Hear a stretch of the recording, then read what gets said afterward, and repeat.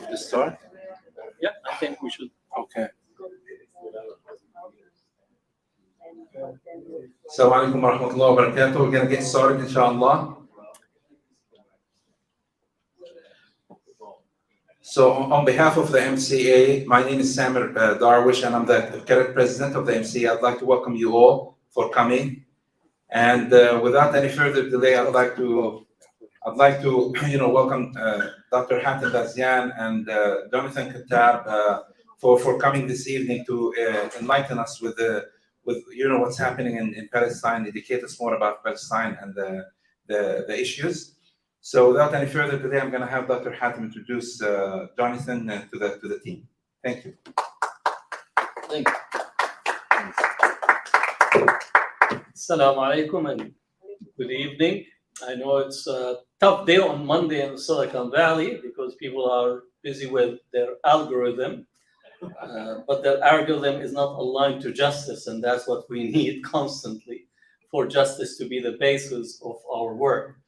I'm really happy and delighted to have with us today Jonathan Kuttab. His work is tremendous. He's been active on all issues pertaining to Palestine. I would say, if you're born Palestinian, you're engaged in Palestine, whether you plan it or not. But Jonathan Kuttab is the co-founder of the Palestinian human rights group Al-Haq, and a co-founder of the Nonviolence International, a well-known international human rights attorney. He practices law in the U.S., Palestine, and Israel. So we have, if anybody knows about the legal process, he has multiple jurisdiction engagement with the field of law. But more importantly for us here locally, Jonathan is the executive director of Friends of As-Sabil of North America. For those who don't know, As-Sabil is really an important, critical organization within the Palestinian ecosphere that addresses the area of the Christian Palestinians, but it's specifically how to deal with the evangelical and the Christian support that continues to be extended to Israel, that tends to rationalize all the constant support that we see in this country. So it's really a tremendous organization in terms of its work. He serves on the board of Bethlehem Bible College and president of the board of Holy Land Trust. He's the co-founder and board member of the Just Peace Advocates.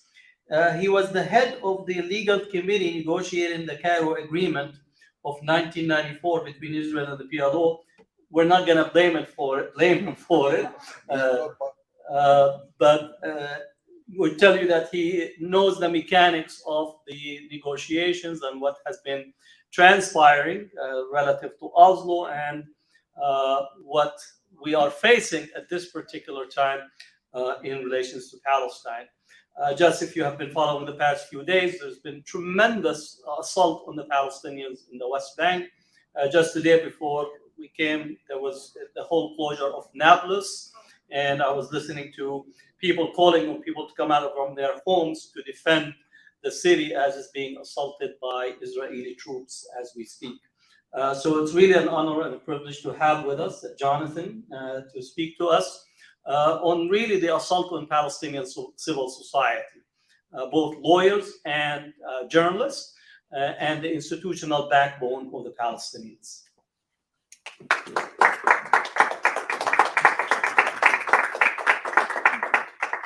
Thank you very much. It's a pleasure to be here with you. I can see that all of you here are quite well acquainted and familiar and supportive of the Palestinian cause. I am afraid we are missing anybody from the other side. I was looking forward to having some hecklers, some opponents, some tough questions, but there haven't been many lately. The other side seems to have felt that they've really lost the battle for the hearts and minds of people. They don't have good arguments. All they have is attacks and smear campaigns, and they attack the other person rather than deal with the issues, because the issues are becoming quite clear. Yeah. And the issues are beyond dispute and beyond defense. The situation in Palestine today is clearly known and recognized as an apartheid regime. Apartheid regime that's unique. In many ways, it's very different from South Africa. In fact, it's unfair to compare it to South Africa. It's unfair to the South African regime, because in many ways it is much worse in its details. But I said the issue is now clear. The argument cannot be made for the other side. But it's still important for us to understand how it operates, how this regime manages to exist, to survive, and still to have the face to appear in front of other people, and to maintain that it's the only democracy in the Middle East, that it's a progressive country, that it is part of the civilized world, standing against barbarism and standing against the evil, the other, the Muslims, the third world, the colored, they're different, they're Western, they're liberal. How can they maintain that? How can they even pretend that that's what they are? If anything, I've made it my career to understand how, to understand the mechanism by which they can maintain this facade of legality and propriety and claim to be part of the community of nations, particularly the Western nations.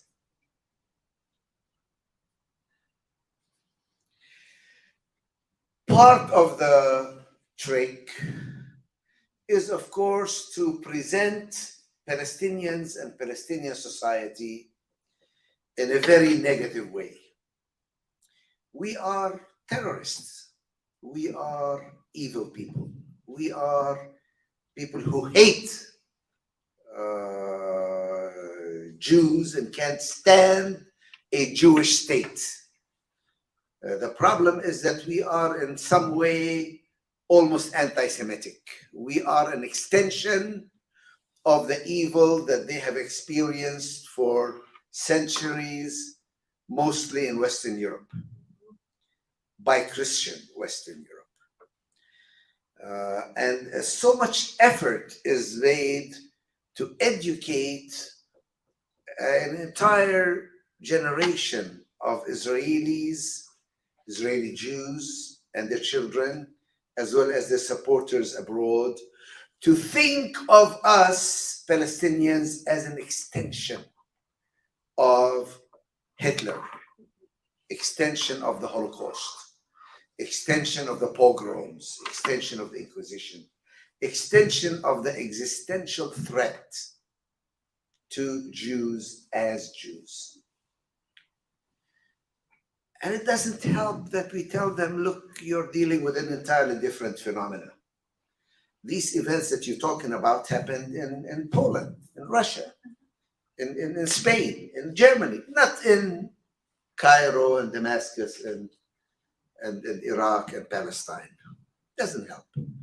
Because at the psychological level, it's all one phenomena that's called anti-Semitism. And this is a good point to say that we are opposed to anti-Semitism, that the evil of discrimination and hatred against Jews as Jews is something wrong that the Western world and the Western Christian church needs to deal with and come to terms with and change. But that does not excuse what Israel is doing. The response that Zionism gave to anti-Semitism was not that we should stop racism, we should stop discrimination, we should stop and we should respect all human beings. Zionism says, no, this is the natural state of the world and everybody else should deal with it because we Jews now are going to practice this. We're going to become so strong, so powerful, so militarily superior that we will crush anybody who would even think or dream. Whatever it takes, if it takes nuclear weapons, we'll get them.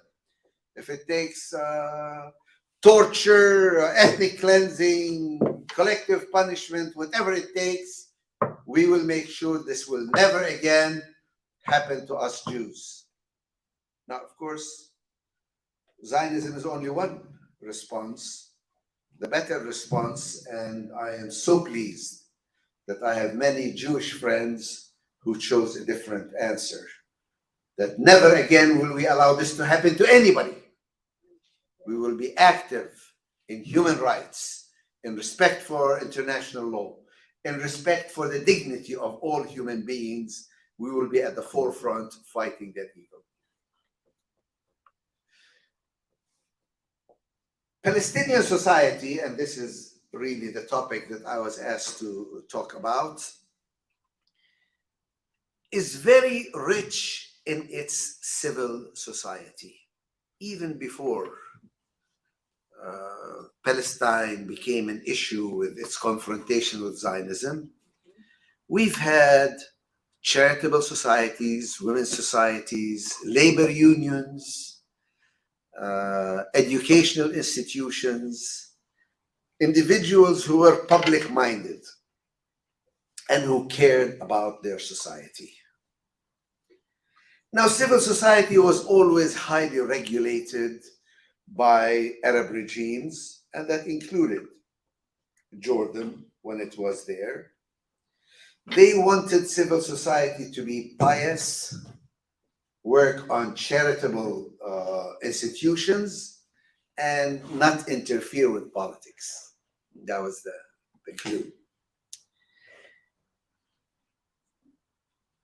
When the occupation started in 1967 in the West Bank, all political activities, of course, were prohibited by military orders. All political parties were illegal to begin with, even under Jordan times.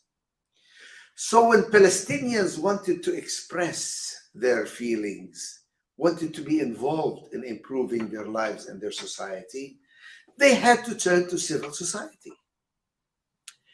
And the different political parties, from Fatah to PFLP, DFLP, to Communist Party and others, they didn't have Hamas at that time, had to work with existing civil society, even though all these organizations, these political parties were illegal. And civil society was very clear that we cannot be involved in armed struggle. That's for the fighters, for the soldiers, for the youth who are armed and go out in resistance. But our act of resistance is our very existence, our very lives. When we take care of the poor and the orphans and the widows, when we establish our sumud is a almost passive thing that we survive. We continue to exist. We assert our identity by who we are. And the Israelis very quickly realized that civil society needs to be put under control. But Israel had to face a dilemma. How can they pretend to be a democracy without allowing some of this activity of civil society to take place. So they allowed society to exist, but under very strict controls. They had a law that said when your society gathers, charitable society, agricultural society, medical society, whatever it is, we need to have a representative present. We need to approve the candidates for office, and we have the right to put our own people instead of those who are there. So civil society was always restricted and restrained. But as the national feeling exploded on the scene, with more and more people wanting to join the national struggle, these organizations began to take more and more active role in society. Two factors in civil society were of particular interest to the Israelis. One is human rights, and the other is journalism. So they kept a close eye on these organizations, and they were always boasting that we are allowing these organizations to exist, even though we accuse them of being arms for the PLO and arms for terrorist organization, but see how open we are to allow them.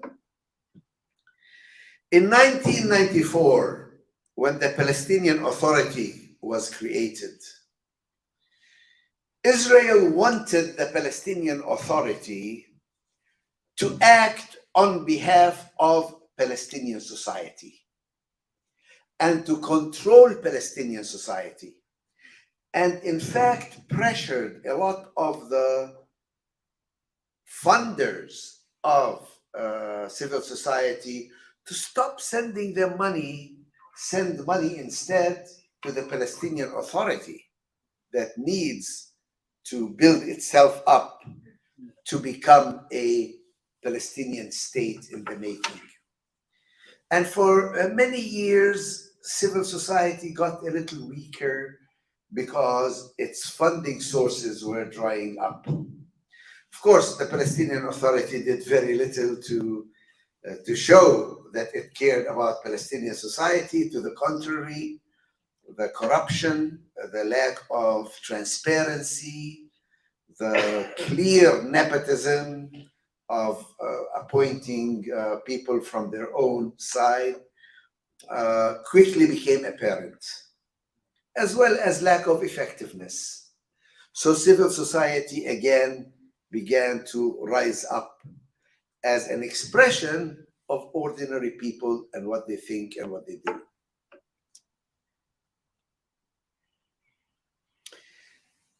Jump forward very quickly to the current era. What is happening now is that as the Palestinian Authority became less and less credible, less and less capable of reflecting Palestinian nationalism and Palestinian views, increasingly its role was being limited to security cooperation with the Israeli occupiers, which means that their job was to be an internal police over their own population. Now that works only so much, because in fact, a strategic decision had been made by the PLO and by the Palestinian Authority that we are not going to be involved in armed struggle against the occupation. Instead, we will try to work to create a Palestinian state slowly.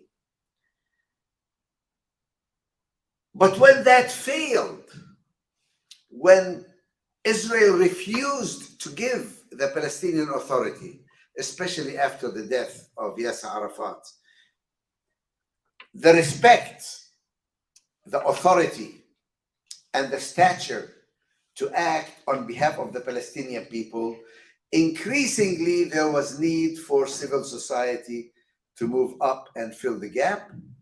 Increasingly, Israel was demanding that the Palestinian Authority act against civil society. One area where that was easy to do was to act against Islamic institutions which were supposed to be affiliated with or sympathetic to Hamas. Because Israel was using the hostility between Fatah and Hamas to tell the Palestinian Authority, you have the power, you have the authority, you have the policemen, you have the courts, you have the legislation. Why don't you control and round up and weaken those organizations that are affiliated with Hamas? Why don't you control their bank accounts? Why don't you control their membership? You already have the laws on the book, the same laws that Israel used before to control who gets to be in these societies. Unfortunately, the same process was also taking place in Gaza, where Hamas was beginning to squeeze organizations that were affiliated with Fatah. But independent organizations, in the meanwhile, and individuals who did not want to give allegiance to either Fatah or Hamas, were left hanging in the wind without much ability to operate, although they continued to operate and they continued to be effective. During the last 2 or 3 years, we saw an entirely new phenomenon, which is that Israel reached the point where it could no longer depend on the Palestinian Authority to suppress civil society. So it decided to move directly against civil society. And it started picking those groups that were hurting it the most or that were most easily suppressed. Before they closed the 6 organizations that have been famous now, they actually closed a number of other smaller organizations and got away with it. And they thought, this works. They used their influence with the European Union to block funding to these organizations, saying these organizations are actually affiliated with the PFLP. Why PFLP? I don't know. Because that's one group that was considered to be part of the Palestinian Authority, but not really, because they were not Fatah. And therefore possible rivals to the Palestinian Authority. And the Europeans said, if our money is going to organizations that are practicing terrorism, or that is diverting that money to support terrorist organization, that would be wrong. And so they started freezing the accounts of some of these organizations. One of the organizations they tried to go after was Al-Haq. If I can give a brief personal account, Al-Haq has been around for more than 40 years now. It is meticulously careful about objective documentation. It is very careful about being neutral and not affiliated with any of the Palestinian factions. It received more than 45 international prizes and awards for human rights. So when they told the Europeans that Al-Haq is affiliated with terrorist organization, is diverting money to them, the European says, where is the evidence? Al-Haq has full transparency. We know where every penny is going. We get audited by one of the big 6 accounting firms internationally. We welcome anybody to come and see what we do. And we have nothing to hide. So the Europeans didn't buy this stock. They've tried that several times during the years until last year. About a year ago, I think Gantz, the defense minister, was really worried because one of the things that Al-Haq does is prepare files on some of the important Israeli officials in the army as war criminals, documenting their war crimes and going to the ICC demanding that they take. In fact, we ended lobbying the Palestinian Authority to sign the conventions and join the International Criminal Court, which they didn't want to do because Israel and the United States told them, if you do that, we'll be very upset. But they signed and they joined. So now Gantz is saying, these people are preparing files against me as a war criminal. I have to shut them down. So he made a full declaration, we're going to shut down these 6 organizations. We had such an international campaign against it. One of the things is, we said we demand that the United States send officials from the CIA. Since we don't want to hear from people who are politicians. We want experts from the CIA who will look at the secret evidence that Israel claims to have. And we want European intelligence agencies to come. So there was a couple of months in Ramallah where everybody who was a colonel or higher in European or American secret service were coming to Ramallah to investigate and to look at the evidence. And they found nothing. Because there is nothing, because we are very careful. And so they said, no, we cannot stop these organizations. We will resume giving them funding because they are clearly not part of the PFLP and they're clearly not diverting their money. While this was happening, Israel realized that more and more it was losing the battle for the hearts and minds of people, because even though they can have a lot of influence as to what the major television stations do, you cannot fight with evidence. There are video clips that show what's going on.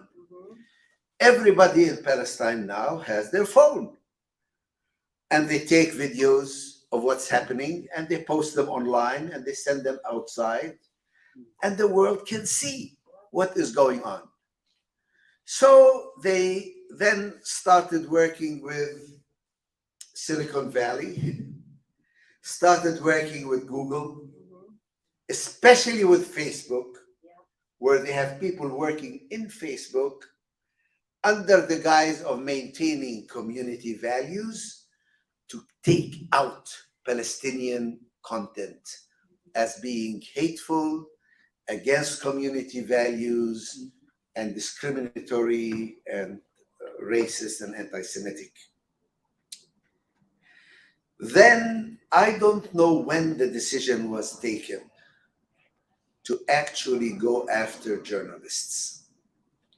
There have been cases in the past where journalists were shot or shot at.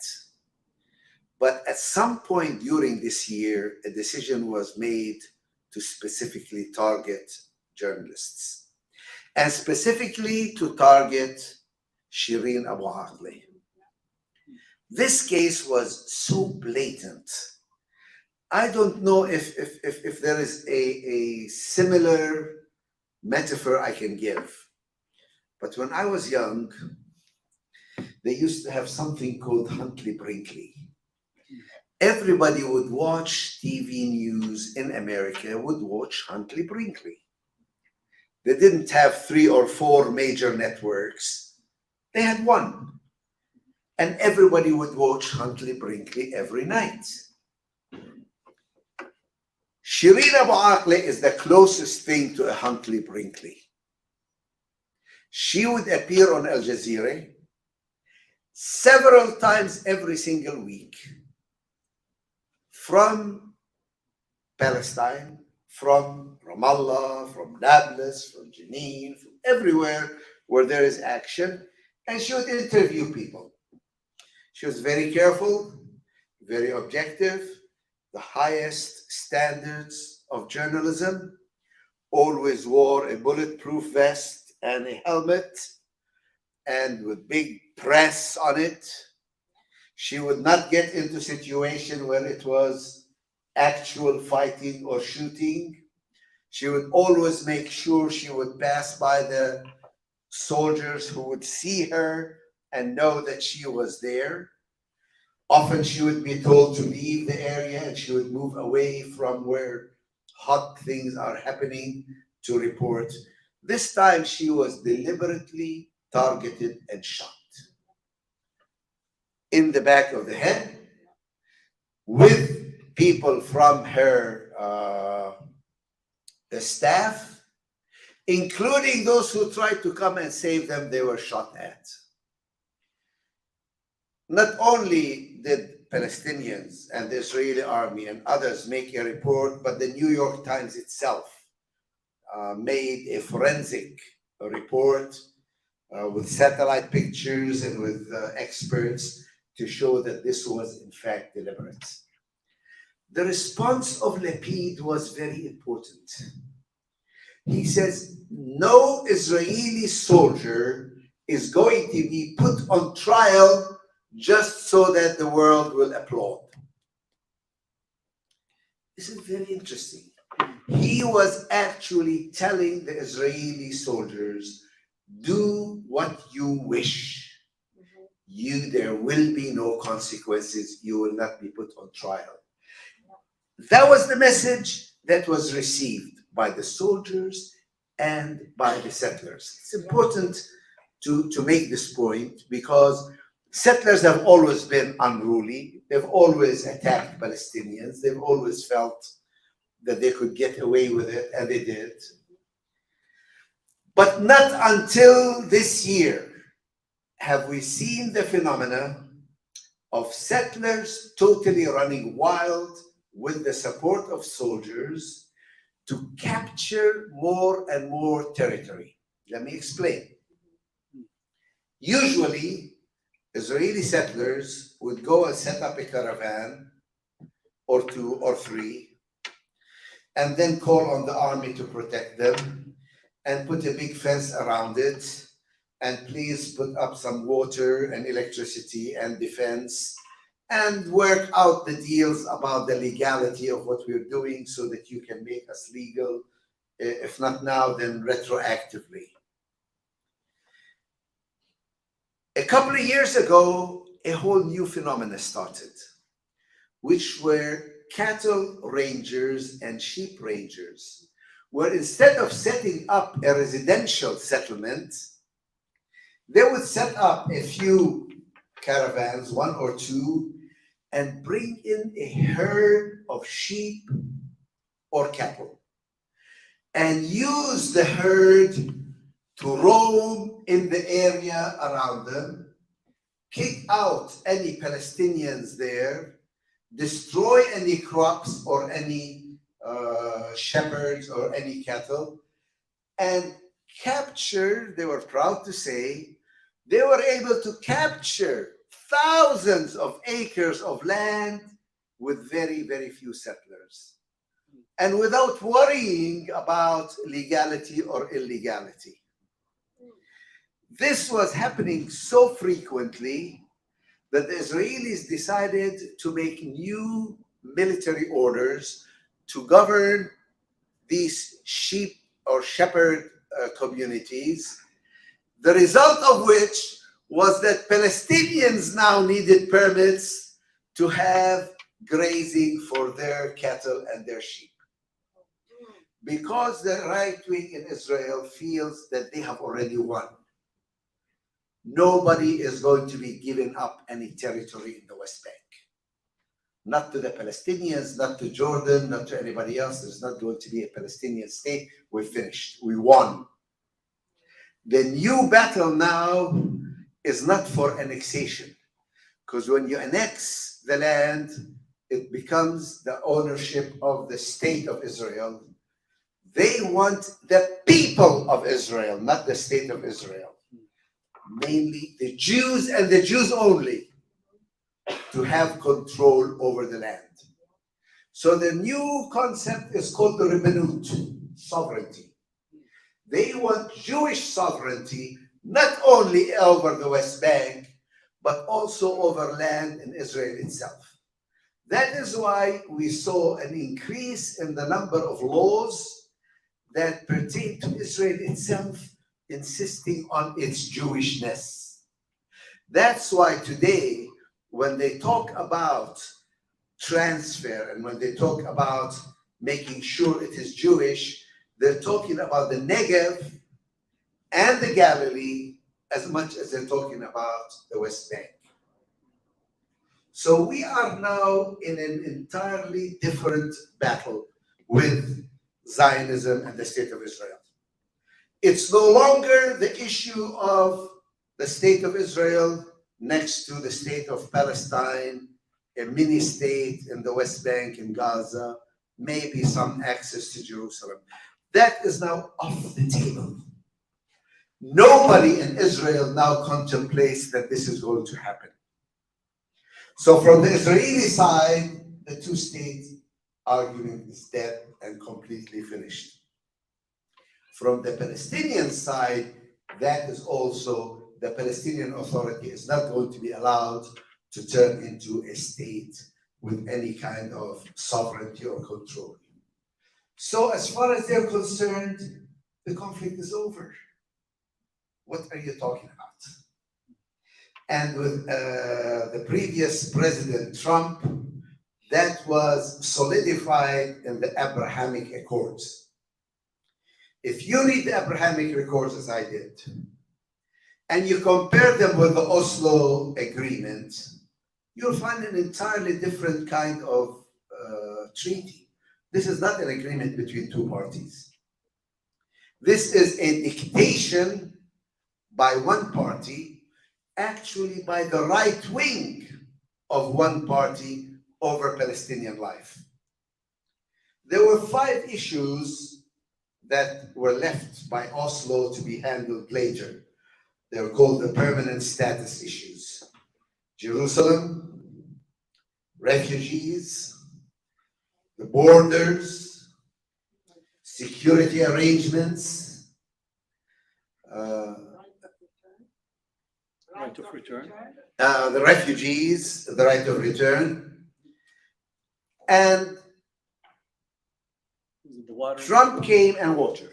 And Trump came and says, these are the issues, I'll solve them for you. Jerusalem, forget it, there will be no Jerusalem. It's Jewish and it's for the state of Israel forever. Khalas. Refugees, forget it. There is no Palestinian right of return. They have to be settled wherever they are. And Israel bears no responsibility for refugees. That was written in the Abrahamic Accords. Security, Israel will have permanent security in all of Israel and Palestine, including Area A. They can go wherever the security they want. Settlements, they can settle wherever they wish. There is no longer any restriction on Jewish settlements and no longer any outcry whenever there's more settlements. That is done and that is finished and that will happen. Water, Israel has the right over water. So, problem solved. There is no longer a Palestinian problem. And the Arab world, we can always bribe them a few $1 billion, weapons here, weapons there. We will deal directly with the Arab world without reference to the Palestinians. So, in a way, Trump solved the problem of the Israeli right wing, gave them everything they wanted, and said, Palestinians, too bad, you've lost, it's finished, it's over. Problem is, Palestinians didn't get the memo. They didn't understand. The Palestinian people don't feel at all that they have been defeated. They continue to resist. Even little children. So now, what do? Well, see if the Palestinian Authority can do more. More what? It's doing everything it can, and then some, but that's not good enough. So if they don't do enough, we will go in and do the job ourselves. If Palestinian children aren't bludgeoned into becoming afraid, well, we have to bludgeon them some more. We have to arrest younger and younger children, and we have to beat them up more and more, and we have to do more and more administrative detention. I don't know if you understand what administrative detention is. It's when somebody is put in jail, no charges and no trial. You don't even have to bother with a military court. There are over 800 Palestinians today in administrative detention, the highest ever. It's not just a few people who are in leadership positions, it's anybody who can be effective is put in jail for 6 months, renewable indefinitely. So you have more administrative detention. You have more beating up and arresting of Palestinian children and others. Then you have to work against civil society. More and more, you have to close them up, you have to dry up their funding, you have to put them under control. That doesn't work, you have to do more of it. Because Israel is embarked on a trajectory, on a policy that requires them to crush the Palestinian people and their spirit. And if it doesn't succeed, you do more of it and more of it.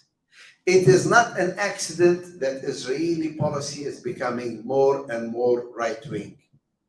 It is not an accident that Gvir, somebody who was so totally racist that even the Likud used to walk out from the Knesset when he would stand up to speak, now is slated to become the third largest party and probably a minister in the next government.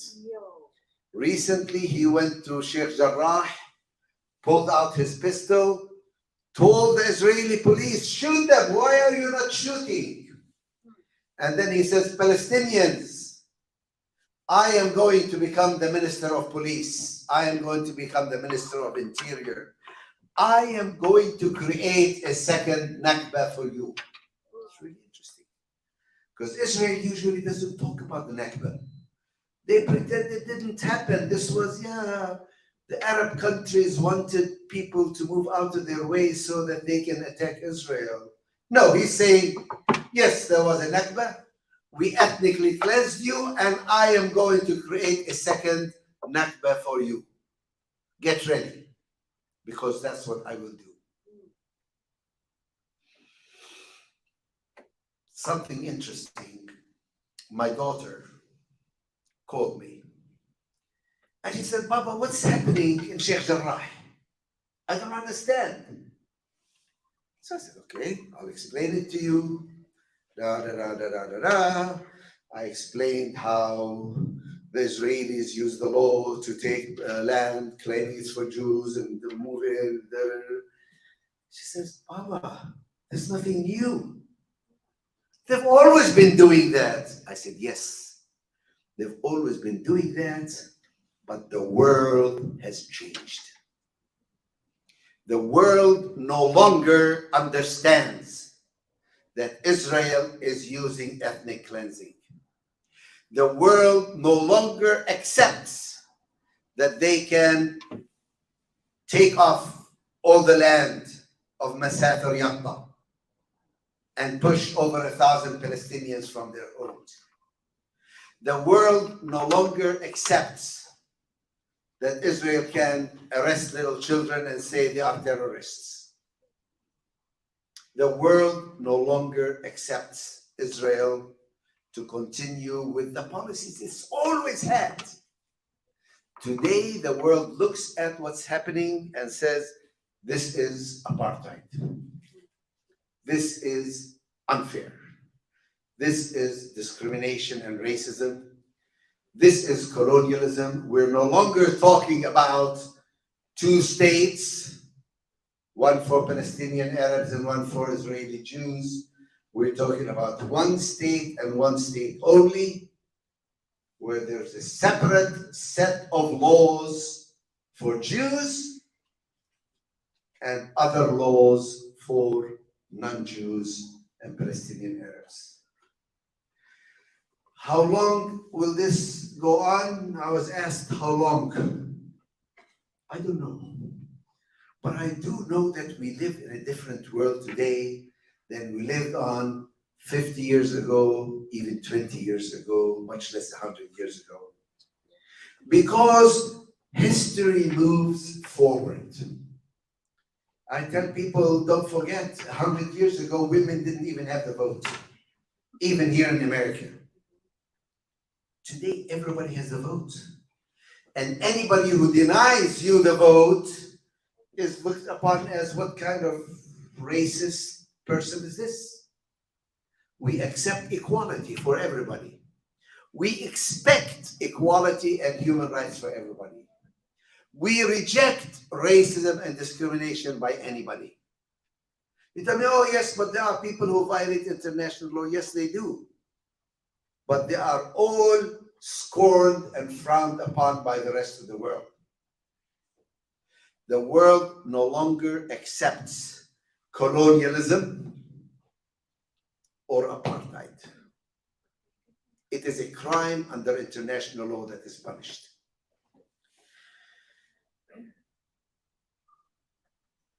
I realize I have taken maybe more time than I was allowed, and I'm very pleased that I am speaking to people who already know the basics of the situation. And I would welcome hearing from you, your comments and your questions, because the truth is we are living in a different world. The situation is changing and has changed. And we need to also change in how we respond to it. We can no longer respond the way we used to, because it doesn't work. We must acknowledge the reality. And it's shocking. The reality is there's not going to be a Palestinian state. It's not going to happen. What there will happen is that there will be one state in all of Palestine for Jews and Arabs. And the question is, will they live together in equality or in apartheid? That's the new issue before us. It's not how much of tiny Palestine will be left. All of Palestine. All of Palestine belongs to us, and we share it with Jewish Israelis. All of Palestine. This is the new vision that we must think about. How can we live together? Can we live together in true equality? Because we will not live as slaves or as second-class citizens or as people who have no status. That is not an option. Thank you.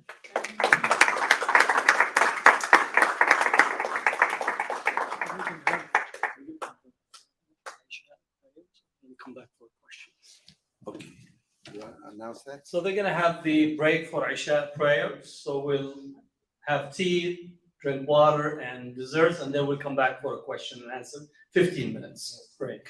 And then I promise you, the question and answer will be even more fun than the lecture.